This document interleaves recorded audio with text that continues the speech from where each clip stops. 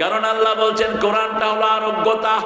অনুনাজ্জিলু মিনাল কোরআনি মা হুয়া শিফাউ ওয়া রাহমাতুল লিল মুমিনিন ওয়া লা ইয়াজিদুয যালিমিনা ইল্লা খাসারা।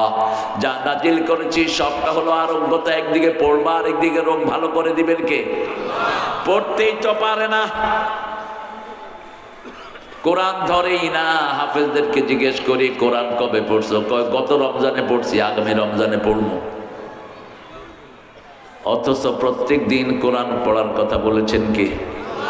সূরা বনী ইসরাঈলের ৪৫ আল্লাহ বলছেন ফাইদা ক্বারাআতাল কুরআনা জাআলনা বাইনাকা ওয়া বাইনাল্লাযীনা লা ইউমিনুনা বিল আখিরাতি হিজাবাম মাসতুরা।